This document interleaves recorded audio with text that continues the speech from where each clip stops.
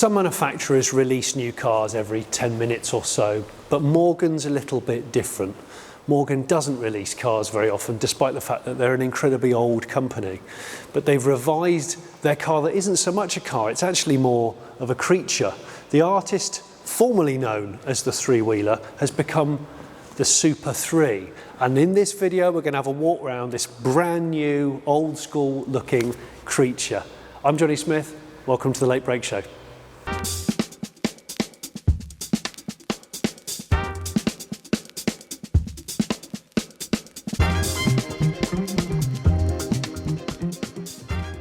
Now the thing about the Morgan three-wheeler, which isn't, I know, this is the Morgan Super 3, right? Is, I can't believe it came out over 10 years ago. And I always love the fact there's two things. It doesn't have any doors and the front bumper was the engine. Two things which are deeply unique for a modern car. I've just walked into this room having not seen the revised car whatsoever, and I'm really pleasantly surprised because one thing I did know is that it had a car engine, and that car engine wasn't going to be on display like the bike engine was. So talk me through the front end first of all, because I guess that's the first thing you see, and that's its face. Yeah. Well, we had the exact same initial thought process. Yeah. So straight away, you've got the V-twin. You see the front of the current three-wheeler. There's an honesty, a mechanical honesty. You can see exactly what it's doing. It's got a purpose, right? It's a big V-twin cylinder. Yeah. We did start, when we started investigating the next generation of three-wheeler, to look at motorcycle engines. What we quite quickly realised is that a lot of modern motorcycle engines have an integrated gearbox. Yeah. And so with that, you have challenges like a lack of a reverse gear, but also teaching car drivers to use a sequential box. You can imagine the Saturday morning hire demo drives and, you know. Yeah. And we realised that actually perhaps we do need to broaden our search. And that's not actually totally alien to Morgan. In the early century, a lot of Morgan three-wheelers had car-derived engines that were inboard. Did they? Some were actually called F-Super as well. They had the same name as this does. So this isn't totally uncharted territory for us. Okay. Like yourself, we had the same initial thoughts. How do we treat the front of this car from a design point of view if the engine isn't the focal point? Yeah.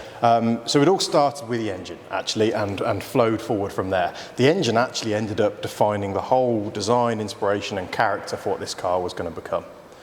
Did it? Because it's hidden in here. You might see it from there through this grille a bit. It's water-cooled, not air-cooled. That's right.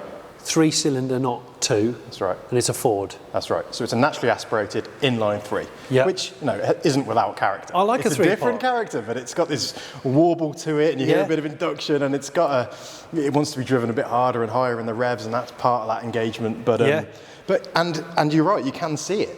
In fact, this feature right on the front in the middle is an engine mount that was placed on the car quite late in the program that actually we embraced because this is what's holding the engine. So this is functional. Exactly. So this whole front end is actually really, really functional. We like to suggest that there is nothing on this car that doesn't need to be there. Nothing for styling's sake. Everything has one, if not two or three purposes. As an example, these here aren't a design feature. These are solid aluminium castings, which are essentially the engine mounts. So this modular bolt-on cast section of car holds the engine. Okay. It also holds all of the corners of the vehicle. Yeah. And its third purpose is to duct the air either side of that engine into these externally mounted radiators. So we've got a very functional front end. So rad here, rad there, with these sort of little kind of ears, if you like.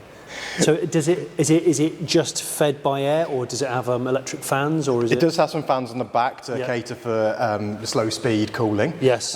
We've got a very efficient three-cylinder engine. It does run very hot, so we've got to get air through these radiators.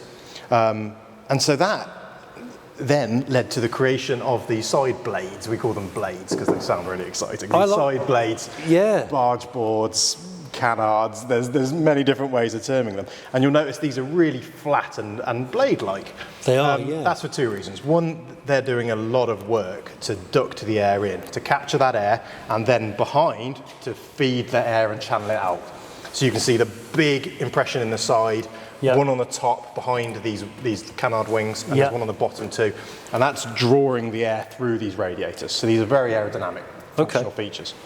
So the old S&S sort of Harley-derived V-twin, Which was air-cooled. was air-cooled, was a characterful thing, but I know it was a big capacity, wasn't it? Was it 1.8 or 2 litre? Yeah, just short, yeah. What's the difference in sort of power and weight of the old versus the new? So this is a 1500cc engine, Yeah. near as damn it. So 500cc less, but one more cylinder. That's right, but Yeah. this has 120 brake horsepower, Yeah. just 120 PS, 118 brake horsepower. Yeah. Peak power at around about 6,500 RPM. Yeah. With the torque at about 4.5 as well, I think. So it's quite high in the revs, which is good fun. So essentially, it's almost twice as powerful. The car has a comparable weight as the current three-wheeler, though. Is it? So It looks bigger, but is it? it's actually, what we really tried to do is set out to keep an almost identical footprint. Yeah. We have grown about 100 millimetres overall. And with that, we've had to do things like grow the wheels slightly, so proportionally it looks correct. But ultimately, it's pretty much the same size. It's got actual alloy wheels. It has. It's got alloy wheels.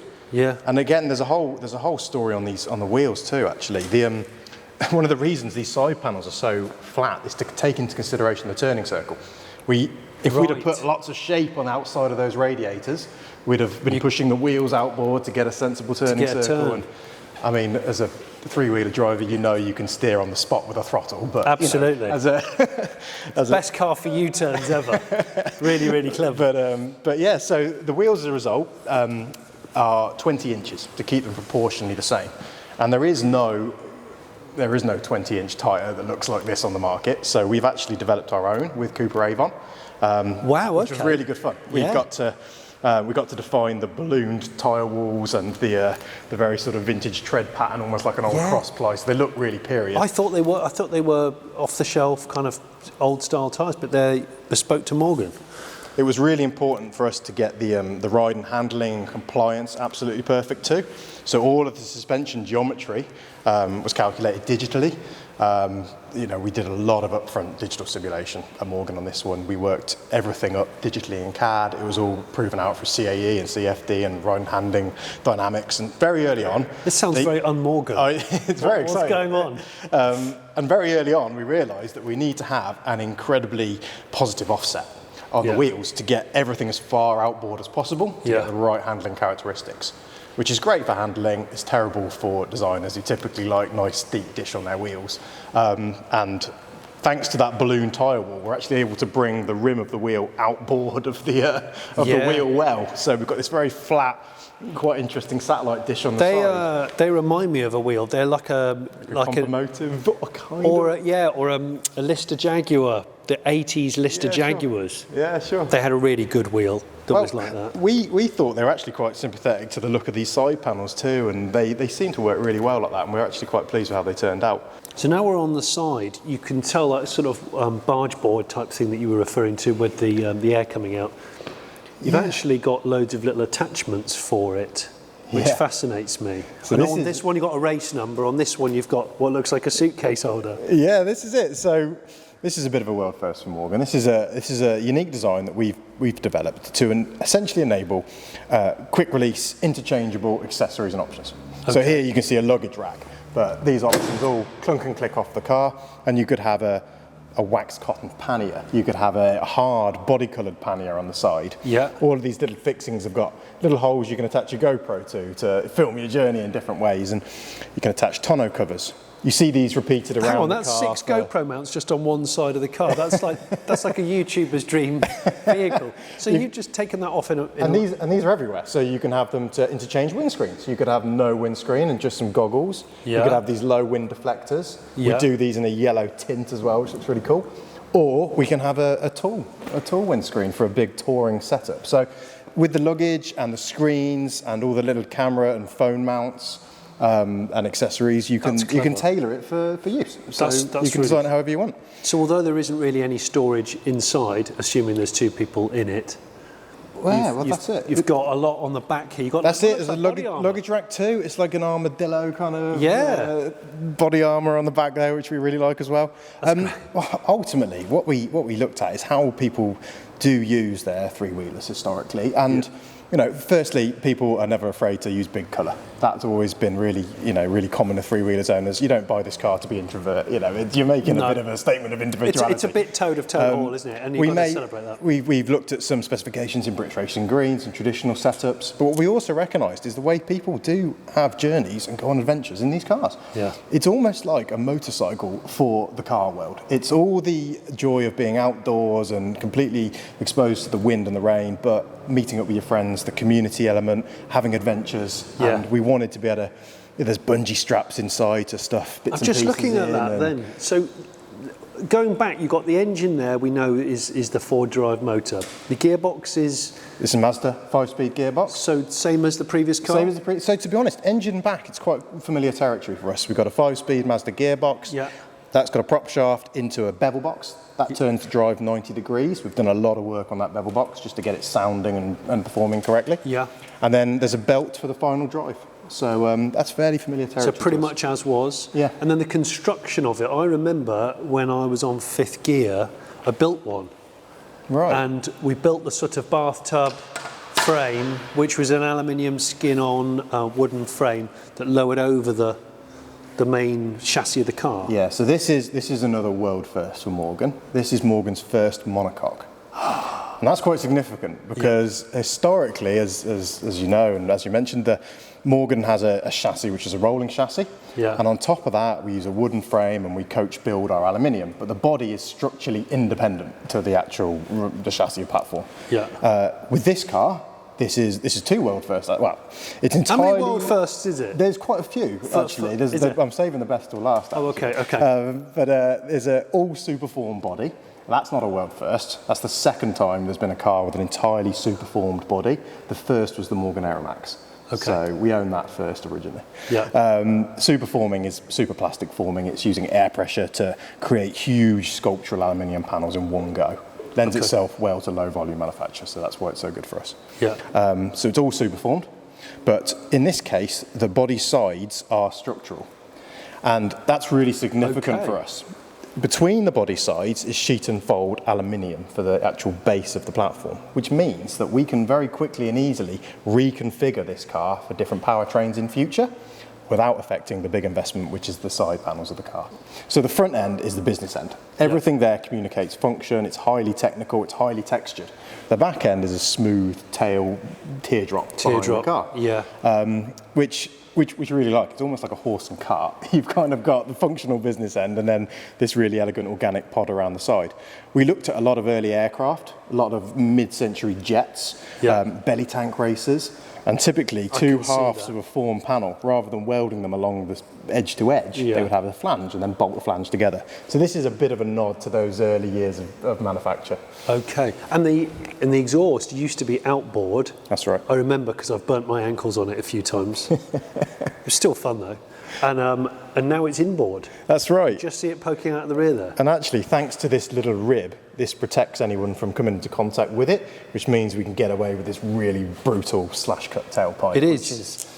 So before we talk about the back end and the cabin, remind me how many previous three-wheelers you sold since 2011, which doesn't feel that long ago. I remember driving it when it was new. No, it's amazing. I was lucky to work on the first three-wheeler project, which seems like yesterday almost. Yeah. I think we've built just over 3,000 cars now in total, which is quite a lot for Morgan. Which is amazing, really. Yeah, really exciting. I remember in the early days not sure quite how it would be received and quite how popular it would be, but it's become one of our core brand pillars. It's our entry-level car, but it's had such a halo effect on the rest of the brand and the brand awareness.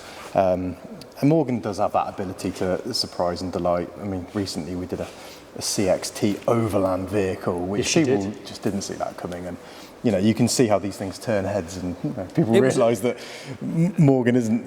We're able to. We had one on display at our show in Manchester, and it looked so good. In fact, I think it's a bit of a masterstroke of design. It would not be the first thing you'd associate that car being able to morph into. Yeah, I mean, it worked. Similar to this, it's not out of nowhere. I mean, historically, Morgan was famed for being very good in endurance trialling and driving cars off-road, and that's just a modern-day equivalent of that. Yeah. And again, it was the engineering that informed the design. We don't have a styling house that does something and then 6 months later an engineering team turns it into reality. Yeah. It's the engineering constraints that inform the design and vice versa. And we're just a small team of enthusiasts that just, you know, like creating stuff. And I think that comes across in the design. It definitely comes across. It's kind of gloves off a little bit, you know. At the same time, we've got to conform, we've got to comply, we've got to jump through the same hoops everyone else does. And you've got to make a profit, right, as well. Well, quite, yeah. Kind of helps. It's quite a familiar looking back end. I can see there's some more structural. That's right. We've got some more of these cast aluminium features, and again, this is about maintaining, you know, a sensible on the road price. Here we've got this cast unit doing a lot of work. This is the hinge for the boot lid. It's the hinge for the luggage rack. It's doing the number plate light. It's tying these two side panels together structurally. And inside there's this tiny little laser light fog and reverse thing that looks like something out of Night Rider or something, which is pretty cool. Didn't even notice So that. this component is doing 5 or 6 jobs for us as well. It's even doing our badge on the rear of the car, you know, and that's a few quid. And all of this adds up. Inside here, I know you've got the fuel filler at the top. Tank somewhere down in there, isn't it? Well, fuel filler's at the top. On the previous outgoing three-wheeler, the tanks were either side of the rear wheel. That's right. We've now moved these forward and underneath the seats. So the tank now actually lives underneath the seat in this car, which brings that weight much centrally, much lower in the car. Lower and really helped us with ride and handling dynamic. Is this a heavier car? Interestingly not. It's fairly comparable to the old one. It's slightly heavier, but not as much as you'd expect considering the extra cooling packs and features and the slight growth in size. So it's a little over 600 kilograms.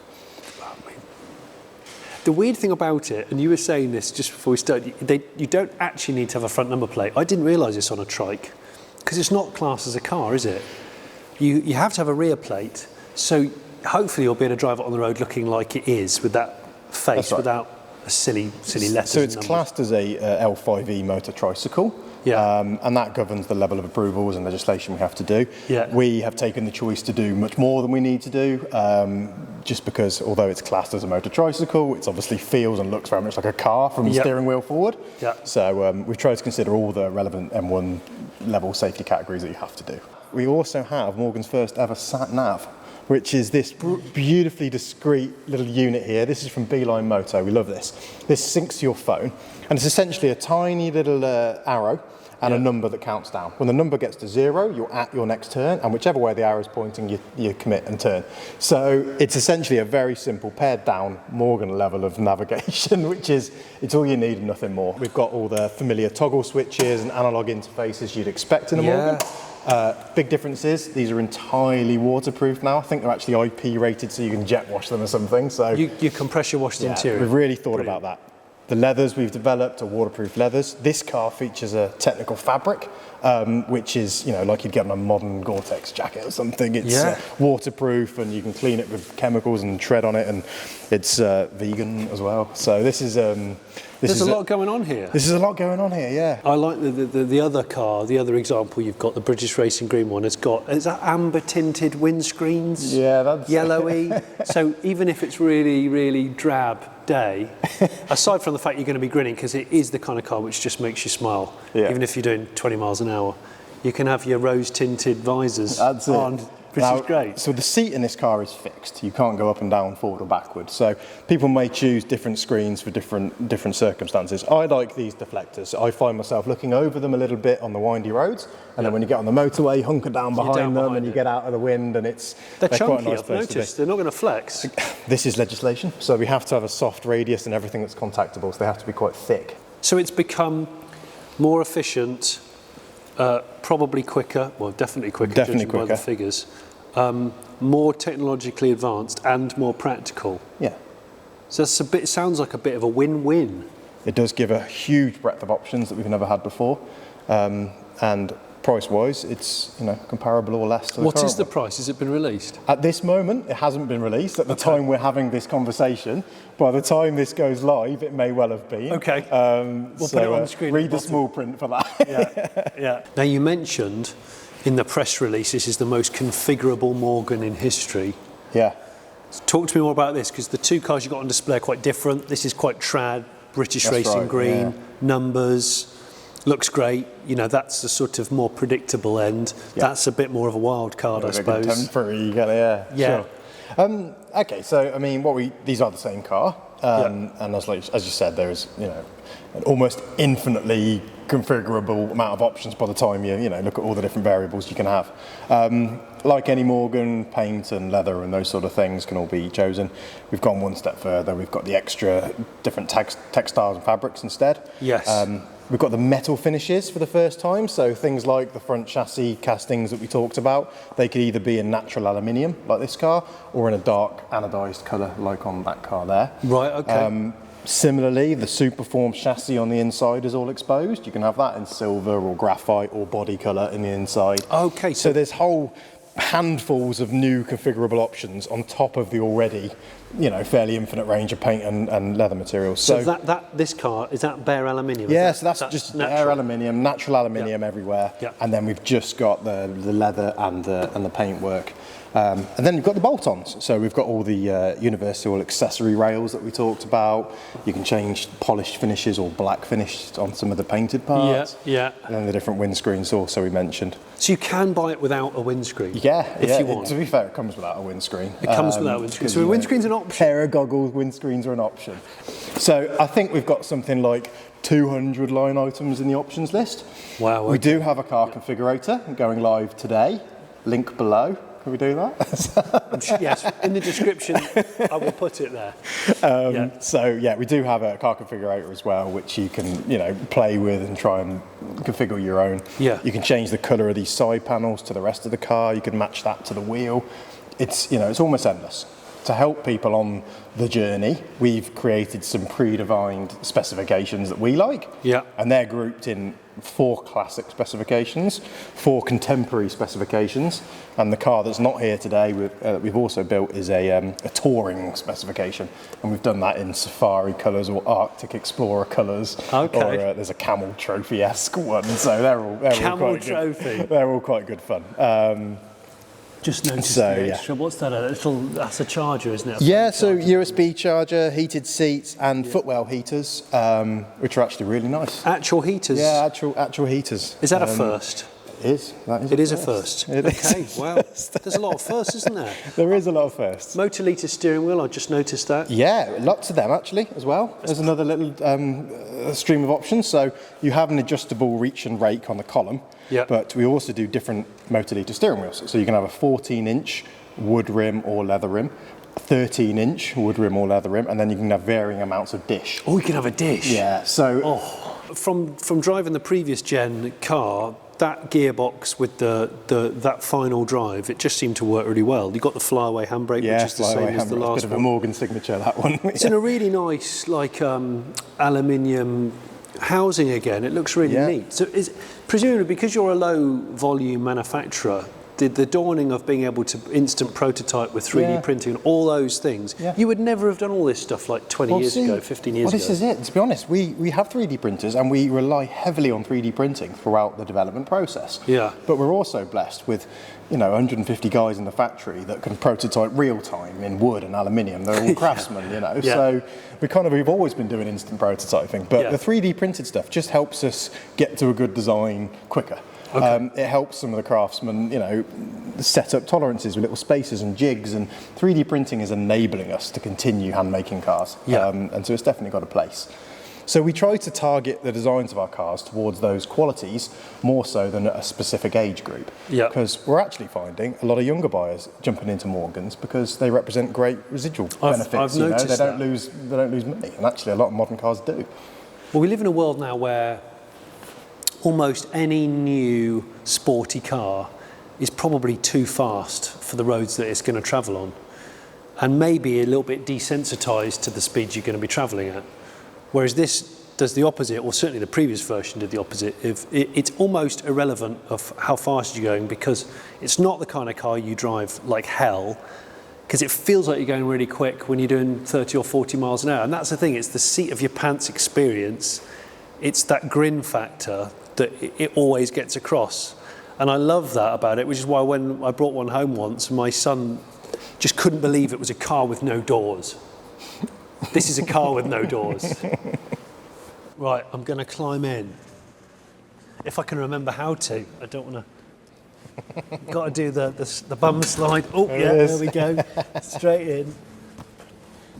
You master that technique after a while and I you know. glide in. I remember the elbow being outboard, always. That's right, yeah. And this is padded, obviously, which is good. No external exhaust No. to rest your hand on.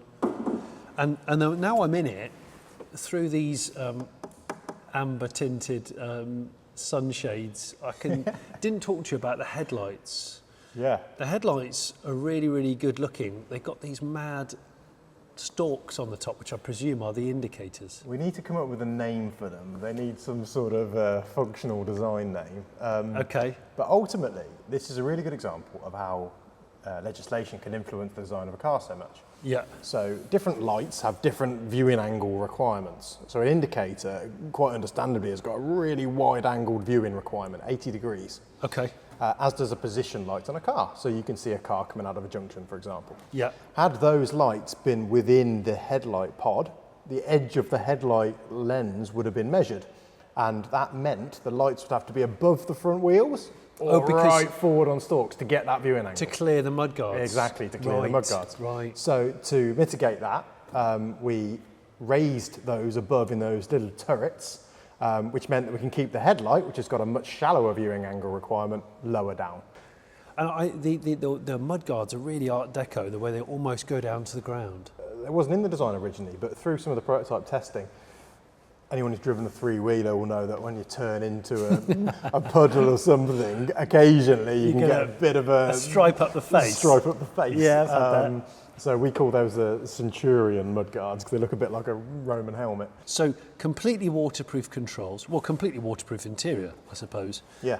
Because this only comes with a tonneau cover, it doesn't actually have a proper roof. That's right.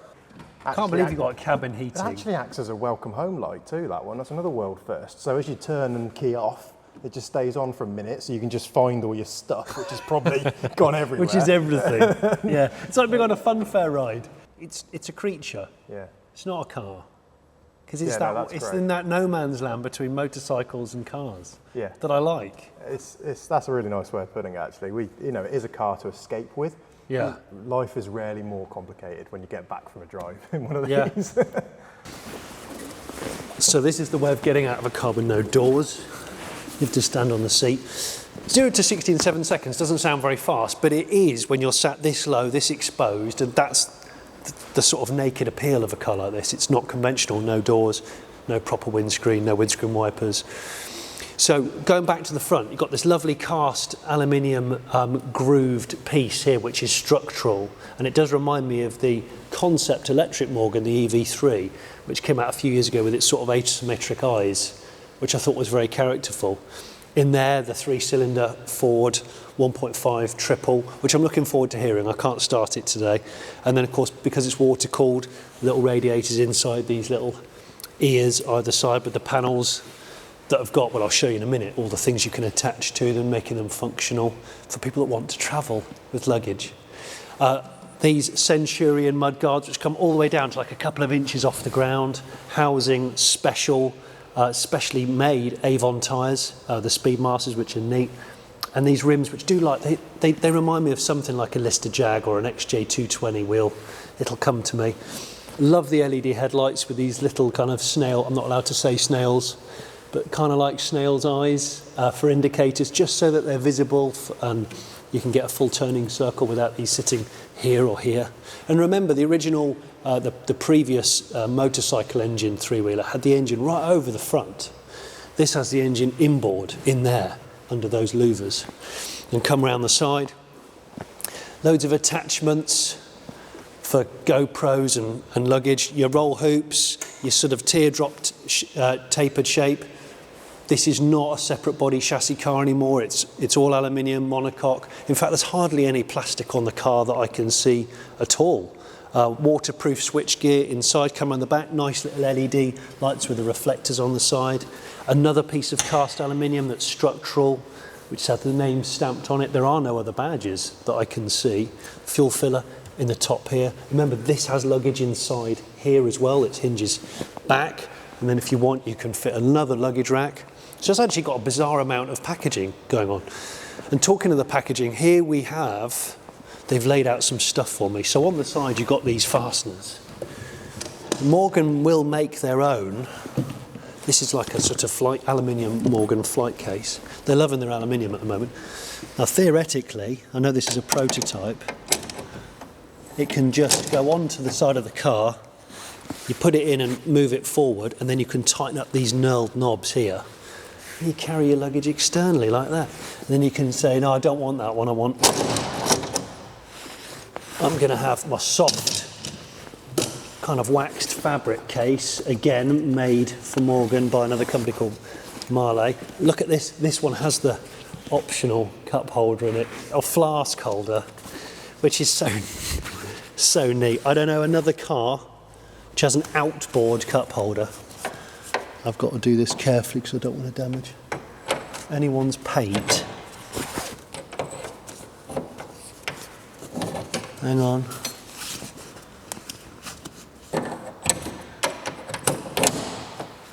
So look, this is great.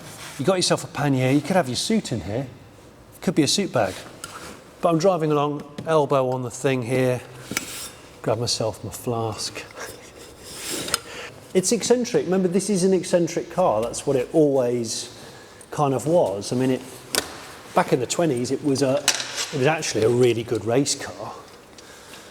But now, in a world where motorcycling is for leisure mostly, rather than commuting, this is more for leisure than commuting, but you can actually go quite a few places in it. This is the other packaging.